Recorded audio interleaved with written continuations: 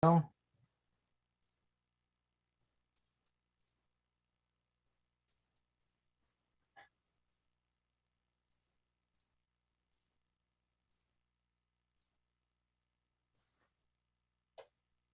right, there we go. Okay, now all of that is finally running, and we are able to get started momentarily. There we are. Okay. Oh, almost forgot one of the most important parts here.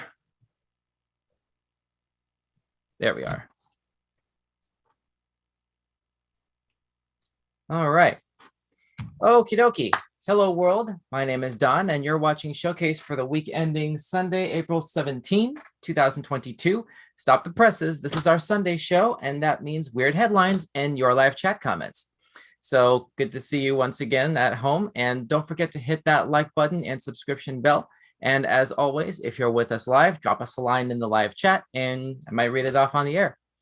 So let's go ahead and get rolling into things with the first item on the agenda from a website called 10play. I haven't heard of this one before. The headline is Metaverse Company to offer immortality through live forever mode. No idea what that's about, but we are about to. So let's go ahead and dive into that. Let's see, here we are.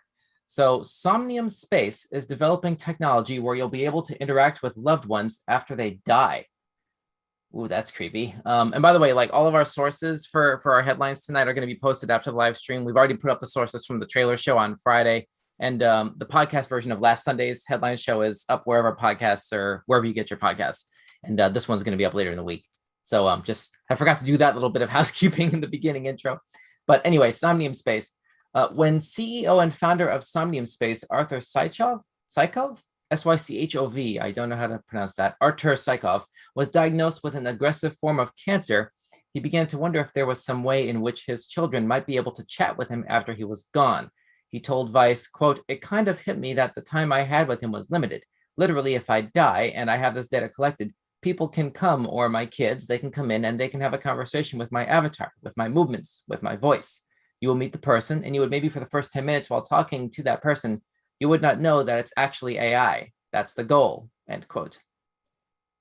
Yeah, this really reminds me of Man of Steel. Like, I don't know how many DC movies y'all at home are aware of, but the way that they handled Russell Crowe's version of, Marlon Brando, Superman's dad, he was just a holographic head in the original Christopher Reeve films, but the way that Man of Steel approached Jor-El in that film was basically just a full-blown, like, three-dimensional physical avatar. Like, Jor-El was able to like walk down a hallway. You could actually like engage in a real-time conversation with this computerized, virtualized representation of this consciousness of a person that's been dead for decades.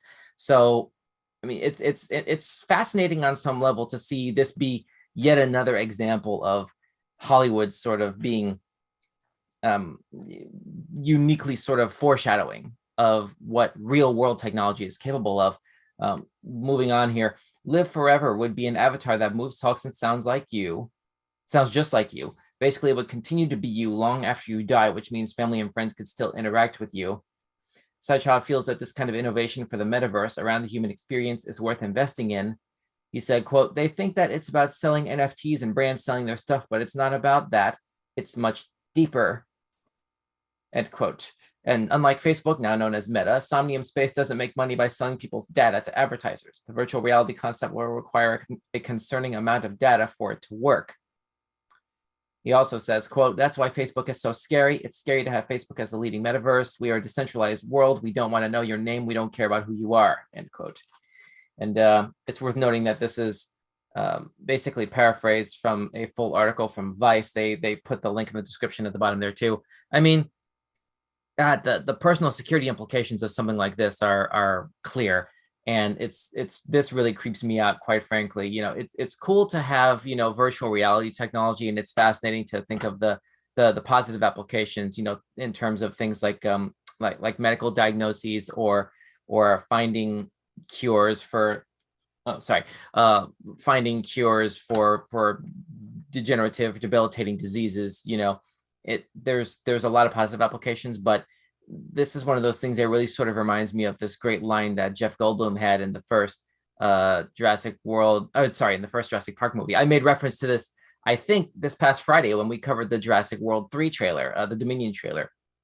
In that first line, he was saying that all these scientists that were behind the cloning facility, they were so preoccupied with whether or not they could achieve all of this, nobody ever stopped to think if they should. And that's a valid point that now more than ever, it feels like we need to remind ourselves of, but there's just too much in it, it seems, for just not. I don't know how else to put it, but let's move on. Whatever you guys think about it, like, don't forget to drop a line in the comment section. And if you're with me live right now, feel free to do the same there. And I might incorporate that into my reactions here, and we'll see if we can build a conversation from that. This is from CNN. Next item on the agenda: traveler told TSA, what was it? Transportation Security Administration, I think is what that stands for. He had no idea a sword was concealed in his cane. Ooh, this is something right out of the Kingsman movies right here. Hang on a second. Let me go ahead and look into this. This is from CNN Travel, last updated 7 days ago exactly. Transportation Security Administration officials at Boston's Logan International Airport discovered a long blade inside a traveler's cane on Tuesday. TSA spokesperson Dan Velez said in a tweet that the man said he had no idea the blade was in there. After being questioned by Massachusetts State Police, the man surrendered the cane and was cleared to continue his travels. It's not uncommon for blades to be concealed in seemingly ordinary objects. On Thursday, a passenger attempted to make it through airport security with a dagger concealed in a hairbrush handle at the Ithaca Tompkins Regional Airport, according to a tweet from TSA spokesperson Lisa Farbstein. Now, it's really easy to just look at this as something that's, hey, somebody just took, you know, prop design in movies way too seriously. But, like, you know, it's how do you not know this? How do you not know the full capabilities of something? Like, how was this obtained? Like, hang on a second, let me try to find some more information. Okay, I guess that's where the story kind of ends here. The last part is: some carry-on items may be prohibited even if they appear not to be, like a cane with a hidden sword, the TSA says on its website. That's the end of it. It's man, this is crazy though. Like, I can't even, I had no idea that there was something like that, like, actually in the real world. I'm so used to seeing that in as a movie prop, because we've had 3 Kingsman movies out already. And if I remember right, they're working on the next one, the next one in modern day, because the last one was a prequel for that took place during World War I. But yeah, it looks like there's going to be a lot more coming down the pipe. Let's go ahead and move on. This is from Distractify. A viral TikTok is claiming that a mermaid washed up on the coast of Kenya. Okay, let's take a look at that. Okay, so at this point, it's no surprise that another conspiracy is making the rounds on TikTok. It seems like there's a new one at least once a week. This time there's a video which has gotten over 7 million views in just one day, making viewers question the possibility of a mermaid in Ukunda, which is a town in Kenya, Ukunda. I'm not sure how else to pronounce that, Ukunda. But is it true? Whether or not there's actually a mermaid in Kenya or anywhere at all is still up for debate. However, in April 2022, a TikTok user named Skinfluence by MSK posted a video they have been tagged in, giving their commentary about this possibility. I'm hoping that there is an embedded, yep, there it is. There's the embedded video. Okay, let's take a closer look at this. Here we are. All right. We need to talk about this mermaid video now. So I have been tagged and been sent this video a lot over the last couple of days, and I don't know what to think about it. To be honest, the video frightens me. At first, I thought it was probably just a hoax, but the more I watch it, and a lot of people are saying this footage is the most believable footage to show the existence of mermaids. Get to it. This footage was taken in Kenya. This creature was supposed to have washed up on the beach in Kenya, and all these people are recording it. And a lot of people from the area have been posting on social media saying that this was very much real. It's a mermaid. I don't know what to believe. Apparently the government is trying to hush them up, which doesn't surprise me at all. But yeah, I want to know what you guys think. Trigger warning, it is quite like frightening to see. So yeah, watch it. Let me know what you think and follow me because we have so much more we need to discuss. Okay, all right. Anyway. Okay, that's the tail. Pan the camera up. What do we got? Oh, what? You got like a little the last possible. We got like one frame of that. I had no idea that was that we was so need short. to talk about. Oh shoot, and there's no progress bar on it. I can't get to the very end of it. Oh brother, jeez. Let me see. The same day that the first video was posted, Skinfluence by MSK posted a duet of what looks to be another video of the same mermaid. Here we see the arms of the body move along with the fins, and it's now laying in a pool of blood. In the comments section of this video, viewers still aren't convinced that what they're looking at is a real mermaid. Okay, here we are. Here's an extreme close-up here. I don't know. I don't know about that. This is okay. This is Kenyan Mermaid Footage Part 2. This is another video that's on TikTok. The links to all this are going to be in the description below. I'm not sure if we should play this. This seems to be something that can be kind of filtered under the idea of extreme content technically. Possibly, I'm not sure. The subtext here you can see says, apparently you can see the gills in this creature's neck moving in and out.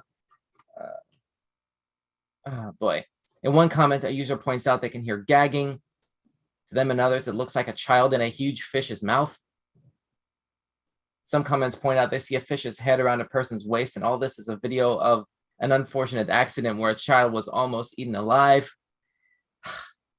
Oh my God. I'm going to file this under disturbing and just basically put that away.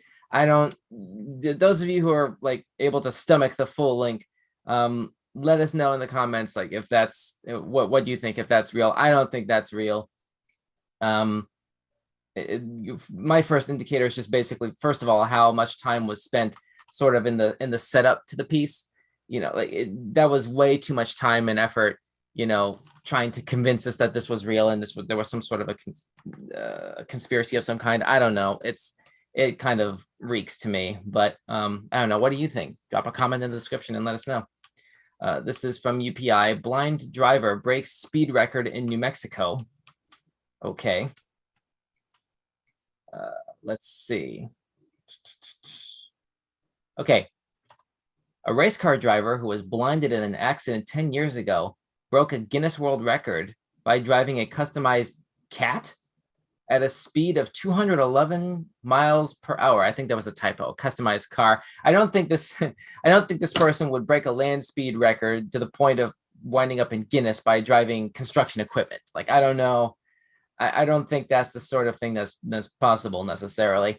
Dan Parker took to the track at Spaceport America in Truth or Consequences, New Mexico. That's a real place? Wow. In his customized Corvette, and broke the Guinness World Record for fastest speed for a car driven blindfolded. I think that needs to be in its own category. He wasn't blindfolded. He's medically blind, like he's legally blind. I don't think you can put that in the same category there. Parker reached a top speed of 211.043 miles per hour, beating the previous record of 200.51 miles per hour. Parker, who achieved the record on the 10-year anniversary of the day he was blinded in a racing accident, used an audio guidance system to help him control the vehicle during his attempt. The record attempt was part of the National Federation of the Blind's Blind Driver Challenge. Wait, so this was a thing? This was a sanctioned, sponsored stunt of some kind that wound up actually making it into the Guinness record. Wow. There is a lot to unpack here. I guess just in the interest of time, let's just go ahead and put this in the category of wow. This looks like an embedded video is there, but it's not showing up on this browser. Maybe it will, like for those of you at home who click on the link in the description below after it's posted, because we ran out of time to do that earlier. Let's see. Okay, here we are. So here's a quote here. We have not only demonstrated that a blind person can operate a vehicle safely, but that we can do it at over 200 miles per hour. We hope the success inspires blind people and shows the world the potential of modern technology like self-driving cars to help the blind break barriers in everyday mobility and beyond.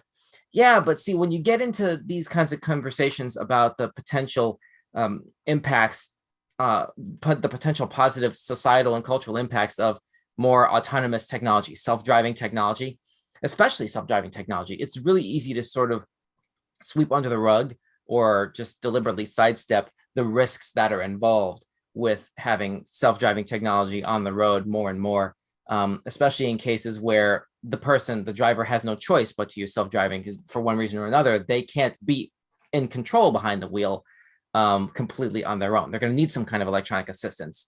And I mean, those of you who saw the 8th Fast and Furious film, I know it's a Hollywood example, but it's a good go-to. There's a shining example of what can happen when self-driving cars go completely out of control. Because like for it to be truly autonomous, you're going to have to give access to some sort of grid, some kind of internet. And it's like anything that comes into contact with the internet is theoretically at risk of some sort of hacking and control and influence. And lives are at stake when you use autonomous self-driving technology. I don't think I would ever get a self-driving car personally. That's just speaking for myself here, but I don't know. Those of you at home, if you're more comfortable with that technology, hey, let me know if I'm overthinking it. Shoot, hit us up. Let's go ahead and move on. Next item on the docket. Here we go. This is from Huffington Post. Protester tries to glue herself to court during an NBA game. How did I miss this? Let's see. This was posted 4 days ago. Animal activist Alicia Santorio, trending as hashtag glue girl, laughed about her stunt afterward, even though she had a serious motive. Okay, a woman protesting the mass killing of chickens tried to glue herself to a basketball court Tuesday during a playing game between the host Minnesota Timberwolves and the Los Angeles Clippers, while TNT announcers Kevin Harlan and Reggie Miller tried to figure out what was going on as personnel surrounded the protester near the baseline. Sideline reporter Allie LaForest said the interloper tried to glue herself to the floor and was resisting security. The protester left a white handprint on the hardwood, one photo showed.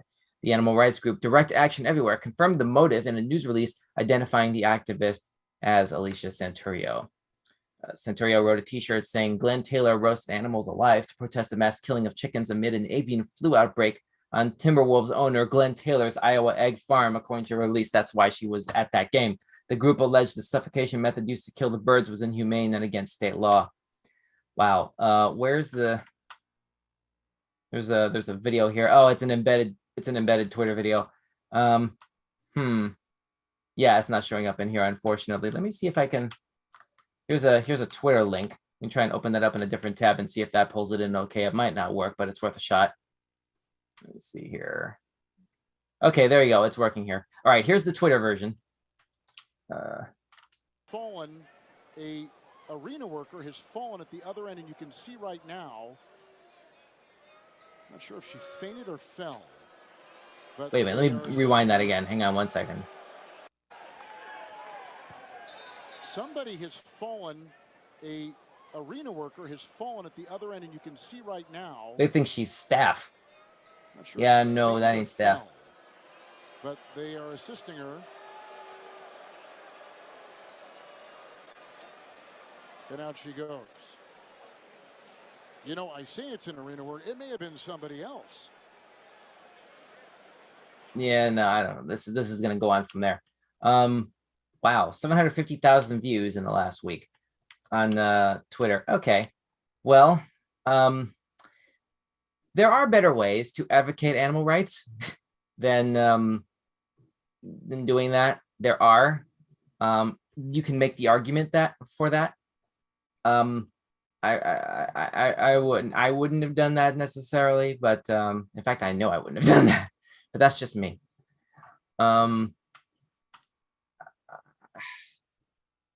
Man, this is to the point where this person has a trending hashtag about herself. That's crazy. See, and that's another reason why not to do this, because we live in such an inherently social media over obsessed age. It's like the last thing that you want if you have a serious goal in mind and you're not just an attention seeker looking to sort of, create some sort of a platform for yourself just for the sake of it, like a streaker running across the field of a soccer game, during the World Cup or whatever, or sorry, a football game during the World Cup. Right?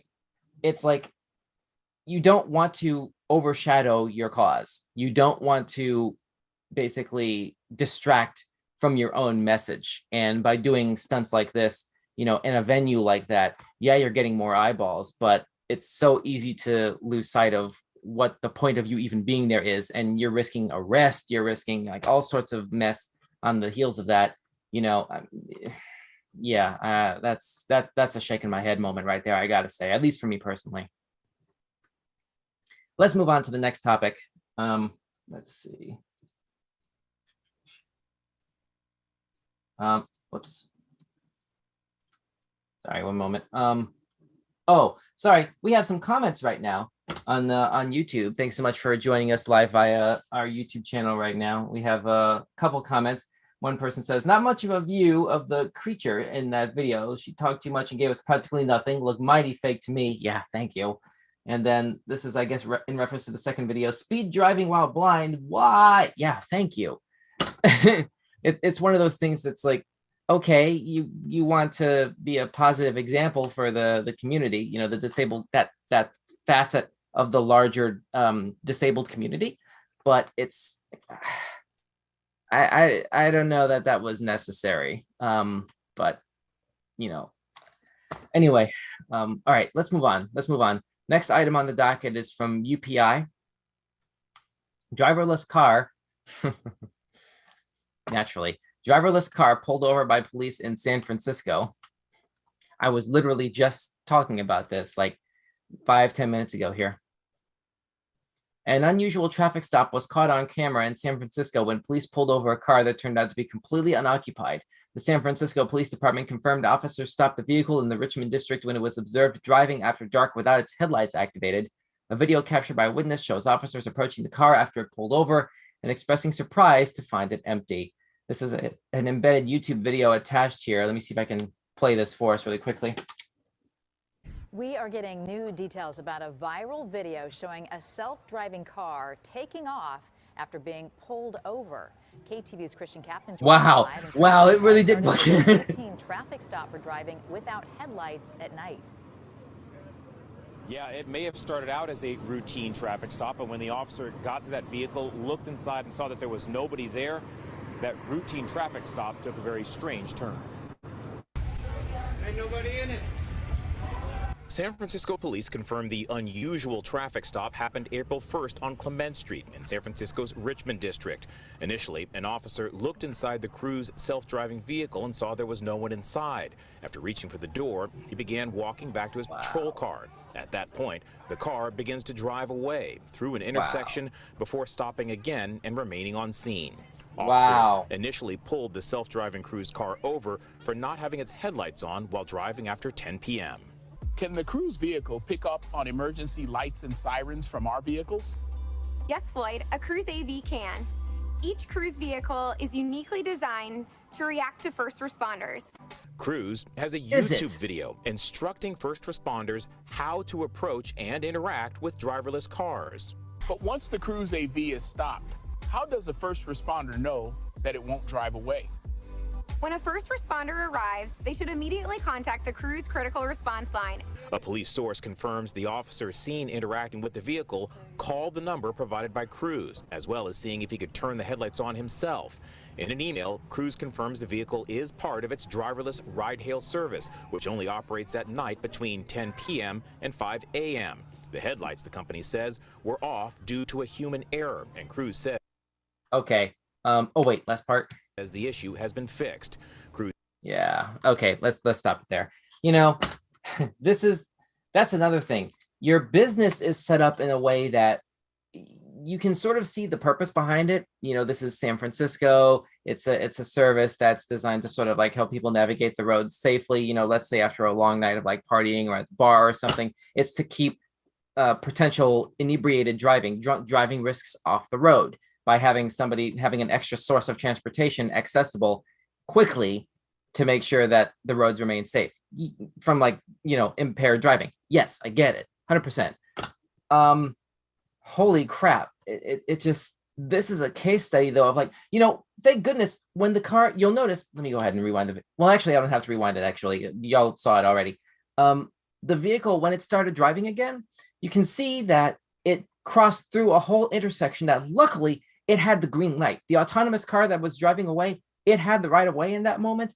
Fortunately, like imagine if this footage had gone the other way. The autonomous car is driving through an intersection, running against a red light. Thing's going to get T-boned from somebody else who doesn't see that little smart car coming, thinking that they have the right of way because the light's green from their perspective. I mean, what if there was somebody in the autonomous car who's not in control, I mean, and they haven't been instructed to get out of the vehicle yet, so they're still in. The cop walks away and the car starts driving. The car is essentially kidnapping a person at this point through a red light. Wham! There's so many ways that this could have gone so far worse, and this really kind of underscores my previous point about making sure that we really have thought through the ramifications of introducing this much autonomous technology, especially when it comes to potentially life and death circumstances where there's supposed to be minimal human impact, minimal human interaction with what it takes to operate one of these things. This is really unsettling to me.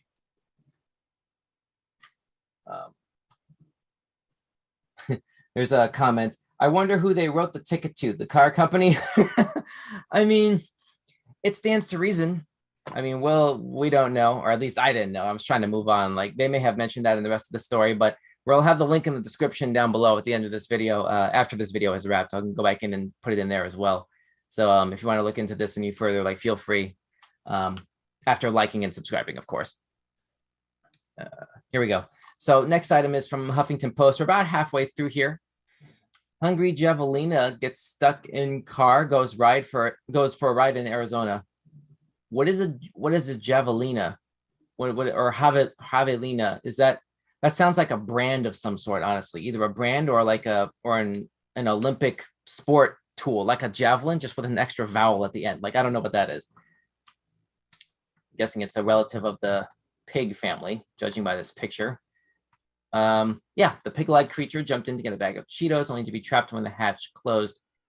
Okay, deputies in Yavapai County responded to a call last week in Cornville, a community 10 miles, 16 kilometers south of Sedona, about I'm just going to say javelina, about a javelina stuck in a Subaru station wagon. Javelinas are pig-like animals that are native to desert environments. After speaking with the car's owner and other residents, they determined the car's hatchback, I guess they meant the rear hatch of the vehicle, have been left open overnight. The javelina jumped in to get a bag of Cheetos. The hatch then closed, trapping the animal inside. Authorities say the javelina ripped off a portion of the dashboard and the inside of a door in an attempt to escape. The animal then managed to knock the car into neutral, causing it to roll down the driveway and across the street. Oh man, the Subaru came to a rest and the javelina was not injured. A deputy opened the hatch, and the javelina was able to run back into the wilderness. Wow. Wow. Man. So I guess this, now I'm reminded of a line from Jamie Foxx has this great line in No Way Home, the last Spider-Man films. He's talking to Sandman about like their respective origins in the franchise. And he says this line to the effect of, got to be careful where you fall. Here it's like, be careful where you forage. Cause like this is one of those things that, man, well, as long as the animal's okay. And, presumably the vehicle had sustained what comparatively speaking was minimal damage by the time they actually got to the vehicle and pulled the animal out. Okay. So that's crazy. All right, let's move on. Let's see. We're just after the bottom of the hour right now. Here we are. World's first computer, okay, here's one that's up my alley, in my neck of the woods. World's first computer, how do you pronounce this? The Antikythera,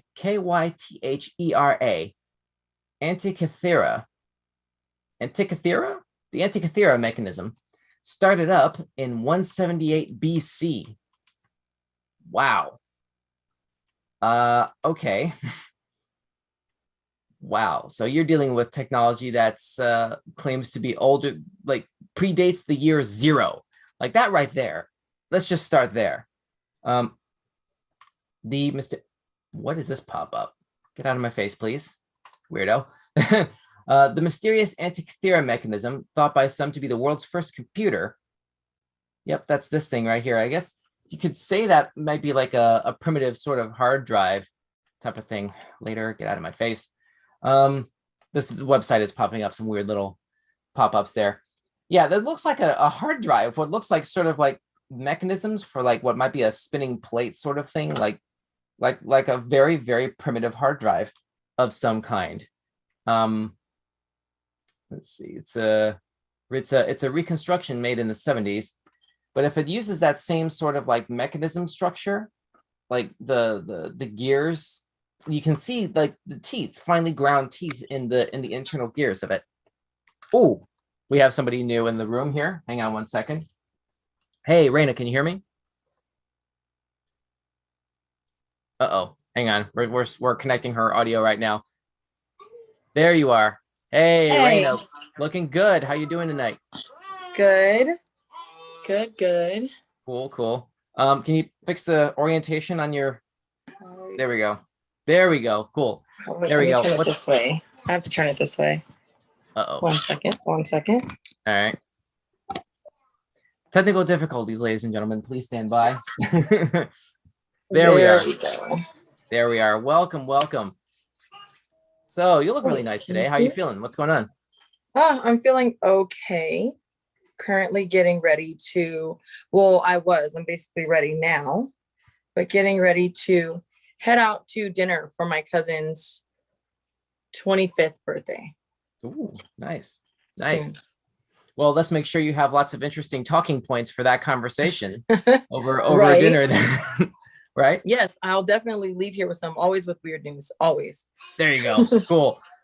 So, and interesting timing. I was just in the process of explaining to the audience at home about apparently the world's first computer, supposedly predating the year 0, the year 178 BC. Exactly. Computer?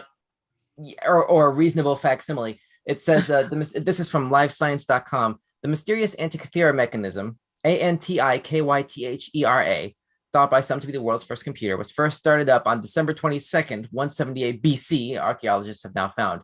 Discovered by sponge divers in a Roman-era shipwreck near the Greek island of Antikythera in 1901, the elaborate ancient computer, which looks like a shoebox-sized contraption with gears and dials that have numerous tiny inscriptions written on them, could predict eclipses and determine when various athletic games took place, among other functions.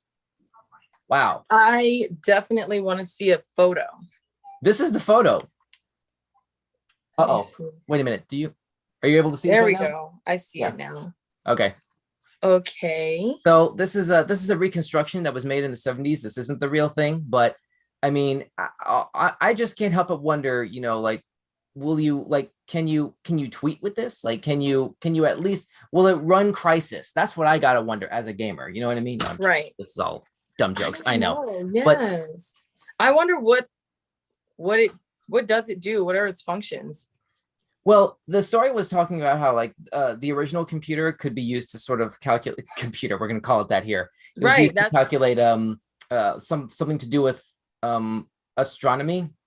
Let me see. Okay. Over the years, it could predict eclipses and determine when various athletic games took place. So there you go.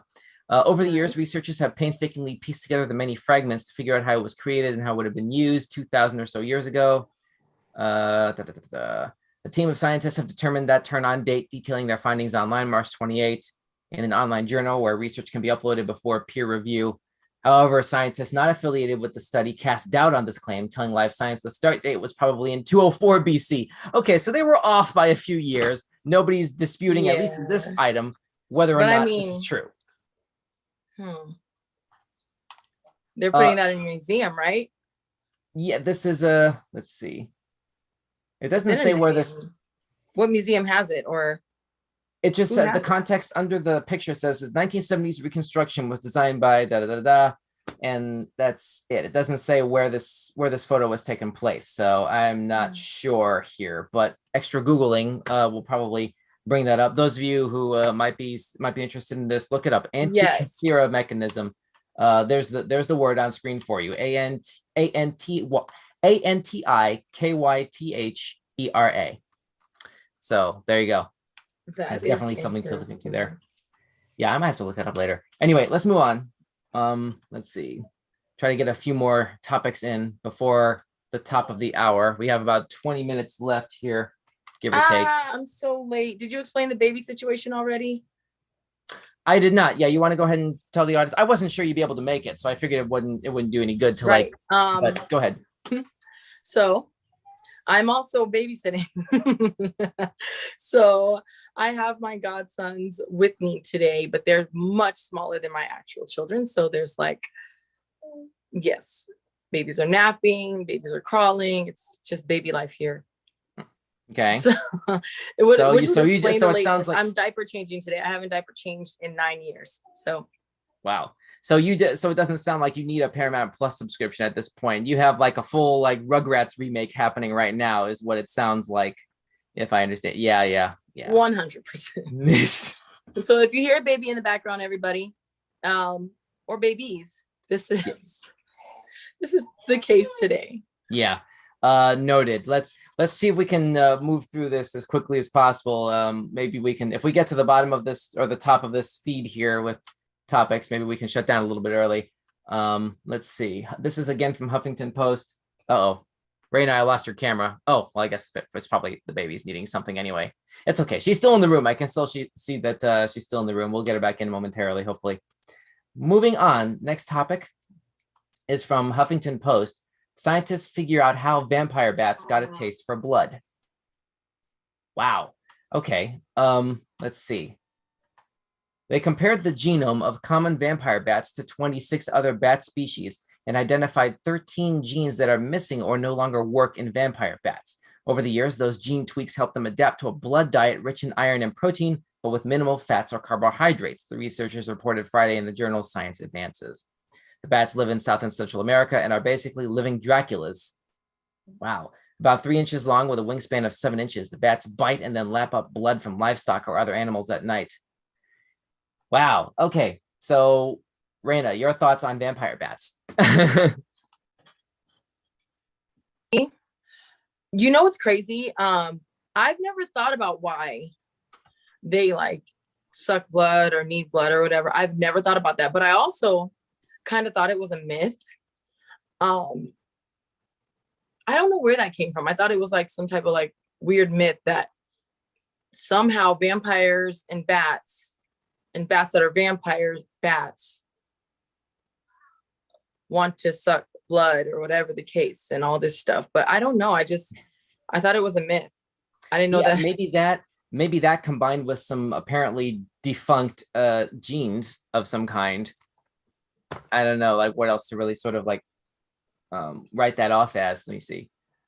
I'm actually getting some things to look up today, stepping into weird news, because I honestly didn't think that was a thing. Well, there you go, and you're welcome. Let's see. A bat researcher at Tulane University who was not involved in the study says, quote, blood is a terrible food source.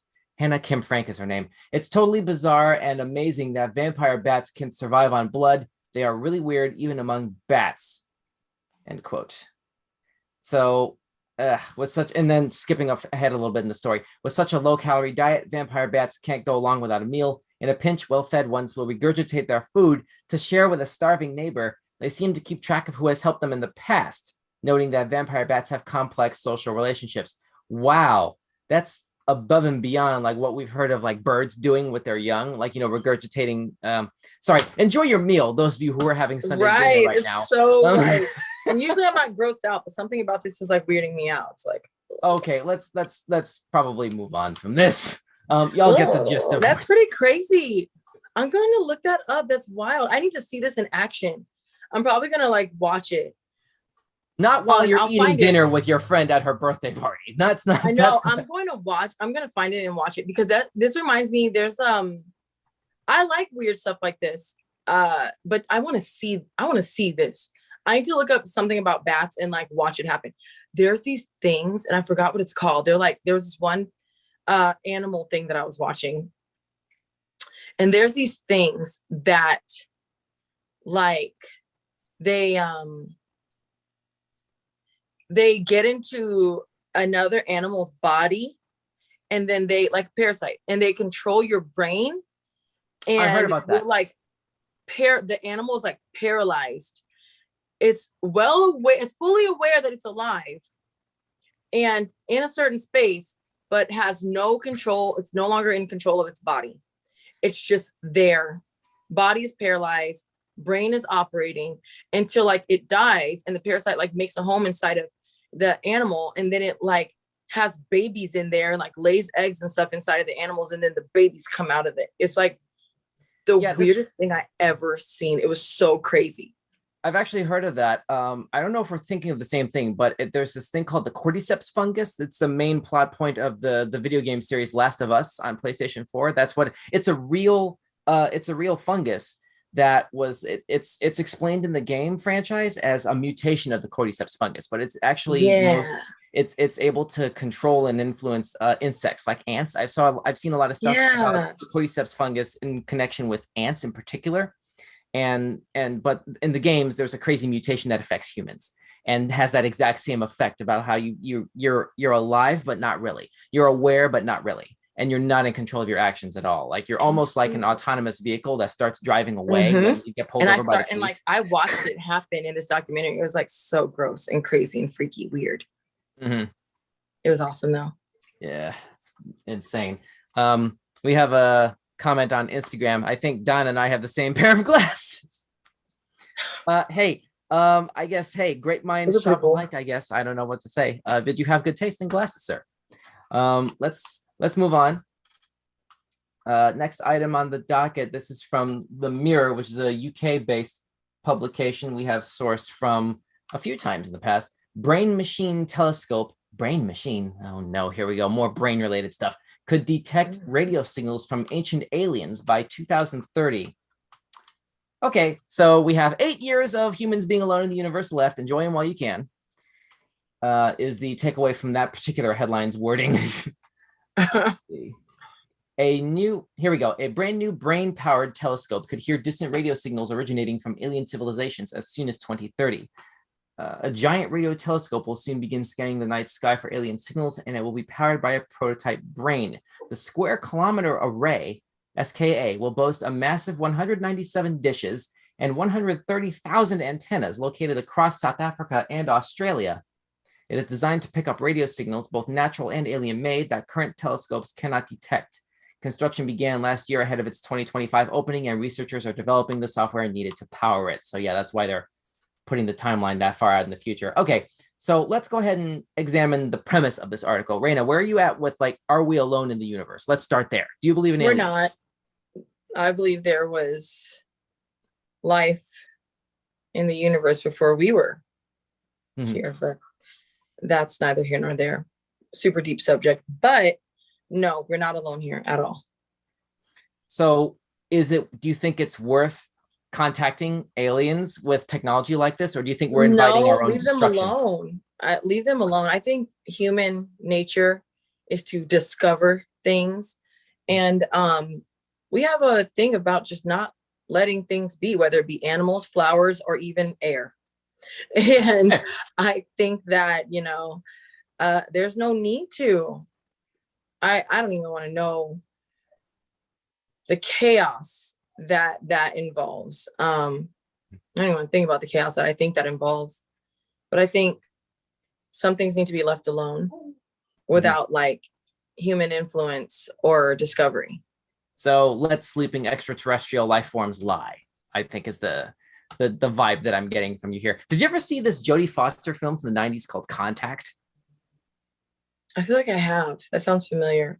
Yeah. I remember only bits and pieces of it, but when I look at this image, that's what that reminds me of, because the box art or the movie poster from that was this gigantic satellite dish that looked like this. Yeah. And, in the context of the film, that this is the technology that they built up to reach out to intelligent life and elsewhere in the universe. And it's right.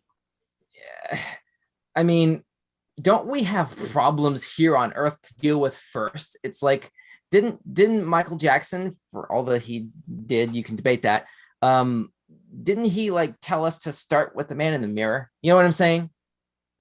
I don't know. The last thing we need to be doing.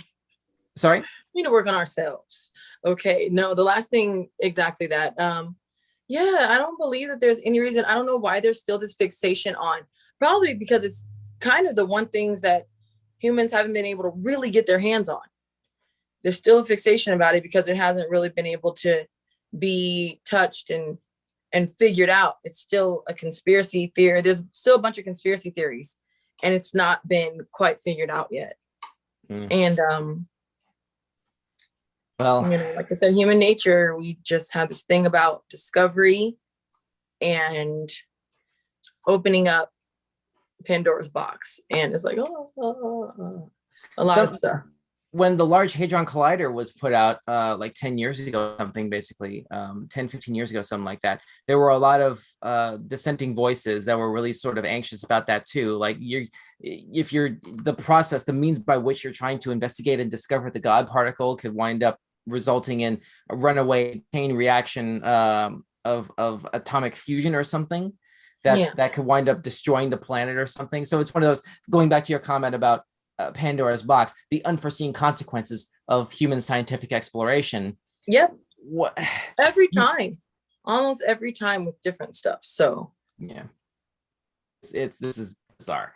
Hopefully cooler heads have still have the capacity to prevail in terms of like making sure we have the right type of oversight in hand for that. Let me see here. Are you able to see things? See this? Or is it still on the news feed where you're at right now? No. I mean the image of the satellite dishes. Are you still looking at the satellite dishes on your end? I don't see them anymore. Okay, so I guess we should be fine then. I'm trying to figure out. Sorry, everybody. There's a delay in between the versions that I'm seeing on my computer and then the version to talk to Raina right now and you guys, because there's two different devices and like the image hasn't caught up yet on the other one to what I'm seeing over here. So technology, logistics. Yes. What can I say? And by the way, as I said earlier, while this is happening, because I don't see it anymore. Okay. To anybody watching, viewers, definitely, if you haven't heard of or seen any of this stuff, I encourage you to dive deeper into it. If it matters to you or if it's an interesting topic, dive deeper into it. Do your research, hit the good old Google. And, expand the mind. I am I'm a huge conspiracy theorist. And I was talking to my aunt the other day about something. And we were talking about like Googling things and then going down this rabbit hole. Sometimes I do that for days. And sometimes it's good and productive. And other times I'm just like, okay, you got to get off of this subject. But I do it all the time. But you'd be surprised a lot of stuff that you find out and that you learn and that you become more interested in. So yeah. It's a valid idea to want to learn more about the world in which you occupy and your role within it. It's just that we have yet to really sort of put in place very many implied guardrails. I should say clearly defined guardrails. A lot of the time it is implied anyway, but to clearly define them as a standard, a set of regulations, for lack of a better way to put it, that we all know not to breach, whether you understand the logic behind not doing it or not, we all kind of agree on these rules. So I feel like that needs to be sort of the first step in sort of establishing, I guess we can call it responsible scientific exploration. We need to make sure that we have a continually sort of a continually improving and carefully and responsibly thought through set of guidelines for things like that, especially when we're talking about things like the origins of life in the universe or contacting alien species when we have climate change left and right every day. It's like, what are we doing? Anyway, we're getting sidetracked. Yeah. I'm like, it's so funny because I'm focusing on you, but I have so many things going on. I hear my godson's in there and I'm checking in on them periodically. My cat is right here cleaning herself like a crazy person. The only calm person here right now is my dog. And that's very rare. He's not even barking at anybody. Wow. Well, in that case, let's spend most of this last 9 minutes before the top of the hour, try to get some more interesting topics here on the record. Once again, thanks so much to those of you at home who are watching us on YouTube or live on Instagram at Weekend Showcase, or listening along with us on the audio podcast version. We're going to be putting this out wherever your podcasts are downloaded. Links for all that is in the description as per usual. Let's move on. We're going to try to get a couple more topics done before we're done. Starting with this: watch 24 hours of true crime documentaries for $2,400. What does it say? Job. Uh-oh, hold on. Uh-oh. I guess Tommy Pickles over there needs some attention, it sounds like. Yeah, I think Raina's got to do some babysitting for now. It's okay. We'll bring her back in shortly. Meanwhile, let's go ahead and take a look at this. Let's see. Are you a true crime doco nerd? Doco, short documentary. I've never heard that shorthand abbreviation in my life. I don't know. That doesn't sound like a word. Magellan TV has launched its third annual, they've done this before, its third annual True Crime Watch Dream Job, offering $2,400 to watch 24 hours of documentaries and report on the experience. The winning candidate will also get a year's free subscription to Magellan TV, okay, after watching the true crime documentaries over a 48-hour period. They would have to document the experience on social media as they watched. Magellan TV said on its website, quote, "Our ideal candidate lives for true crime. They can handle the most menacing serial killer, the goriest details, and don't flinch at the chilling paranormal. Along with watching, they'll be documenting their true crime all-nighter on social media, so everyone will see if they can hack it or not," end quote. Uh-oh. Whoa. Hold on one second. I don't know what just happened. I think we lost a little bit of the connection here. One moment. Oh, I don't know who's able to hear me right now. I can hear you still. Okay.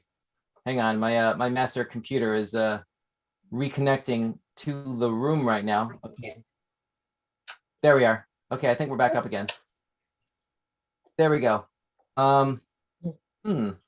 Okay. I don't know what just happened. My computer that's running the broadcast kind of disconnected and reconnected in such a way that I guess I need to reconnect my capture card to make sure that y'all can see what's going on properly. Hang on one moment. Let's see here. Sorry, everybody, stand by. I'm going to go ahead and get this fixed for us right now. There we are. Okay, Raina, you still there? Yep. Okay, cool. Yeah, sorry about that, everybody. We'll fix this in post. Let's see. So we're talking about Magellan TV, which is a platform I've never heard of. It's a premium service, basically. They're giving away $2,400 and a year's subscription to itself to watch nothing but true crime documentaries for 24 hours. Or for 48 hours. I would do it. Hold on. I would do it. It's 24 hours of documentaries over a 48-hour period. So there you go. You're saying you would do it, Raina? Yeah. Definitely. Okay. We can't see you. We have a YouTube comment. Can't see you. Is your camera on? Oh, there you are. Oh, And hello. now it is. Hello. Yes, look at little baby real quick. Boop. So, yes, I had to pick him up for a second. He saw me, he saw my little foot, and then he was just like, "Whoa, get back here." So yes, he's a cutie. 6 months. So I would definitely do it. I love crime shows. One of my favorite things to do was to watch crime shows for a long time, murder mysteries. I still do whenever I get the chance. But I would do it. Okay. Let me see. This thing is missing the picture from the I'm sorry, everybody. This thing is missing the picture in the YouTube version. Let me try and connect it one more time. Hang on 1 second. Oh, goodness. We have time for like maybe 2 more topics, and then we got to shut this down here. Let's see. Oh, YouTube comment, cute baby. Thank you. He's a sweetheart. There we are. Super sweet. Okay. Almost just spit up on me, but he didn't get me. Well, that's good. All right, let's see. Whoops. Here we go. I'm not sure why this is not showing the camera perspective properly on YouTube. That is very strange. Okay, well, tell you what, we have the version that's being locally recorded. We can post out from that separately. I don't know why this isn't pushing it. Okay, to baby, YouTube. hold We'll on. have to troubleshoot that at a later time. One But anyway, second. so Raina, was there anything else you wanted to say about this? You said you would do this. We watched 24 hours of true crime over the course of 2 days. Yeah, that's all I really have to say about it. I would do it. Yeah, I couldn't do it. I could watch maybe 6 of that, maybe 6 hours. Like you're not gonna pay me enough to watch 24 hours straight of that. I would do it. It's 24 hours. We do a lot of other nonsense in 24 hours in a day. So, I mean. Yeah. Well, that's true too. Let's move on. Next item. And then we got to try and start winding down. Let's see here. Before we even get to that, I guess while we load this up, actually, hang on, I may be about to. Yep, there it is right now. I thought I had more time. Okay, here we go. I guess we can make this the last one for now. This is from UPI again. Alberta hockey game lasts 261 hours, breaks a world record. What is it? This is a hockey game in Alberta, Canada that lasted 261 hours. Hold on one second. Let me take a look at this. A hockey game that lasted 261 hours. So let me crunch some numbers really quickly. 261 hours divided by 24. This is 10.875 days. A hockey game that lasted almost 11 days continuously. Wow. Yeah, let's take a closer look at that really quickly. So the hockey marathon for the kids event at the Chestermere Recreation Center in Chestermere, Alberta. Why do I keep saying Alberta? Chestermere, Alberta. I don't know. That was weird. Came to a close Monday evening after 261 hours of hockey, which began March 31. The players earned the Guinness World Record for the longest game of hockey, beating the previous record of 252 hours, which was set in, which was set in Buffalo, New York in 2021. The event raised nearly $1 million for the Alberta Children's Hospital Foundation. So it was for a good cause. Yeah. Raina, do you ever watch hockey? Yes, for that. With that being said, yes, that makes a lot of sense. It's for basically charity. Mm-hmm. Right. I can't imagine watching that much hockey, let alone playing that much. I mean, if you love the game that much and you can have, I'd rather watch a hockey game in person because the energy is crazy there. It's a lot of fun than watch it on TV. That's true. I mean, it can be a social experience, to say the least. Oh goodness. The video feed is completely kind of crapped out on me here. Darn it. All right, whatever. Yeah, sorry, my capture card is completely given out. I don't know. I may need to replace it pretty soon. Anyway, all right. But yeah, that's the last thing. At least that's the last thing that I was going to say on it. Is like I can't imagine going that long. But as long as it's for a good cause. Raina, is there anything else you want to say about this, and then we can move forward? The fact that it's for charity makes a lot of sense. Would I watch a hockey game for that long? No. Hockey games are rowdy. I love them though. Like it's so much fun. Like when I'm out here and I go to a Kings game, love it. And it's like tradition to like I'll drive Sacramento, right? We'll drive down to the train station, hop on the train to go to a Kings game, and just have that's Sacramento, right? Yes. I think, or no? I think it is. It's Sacramento or LA? No, it's LA. I think it's LA Kings. I think it is LA. Sorry. Yeah. But I'm thinking like California. Don't kill me in the comments feed, please. All right, go ahead. Uh-oh. I think we lost Raina just now. No, I'm here. Can you see me? Oh man. Yeah. No, actually, you're frozen. Can you see me? Can you hear me? I can hear you, but you're frozen. Okay, technical difficulties.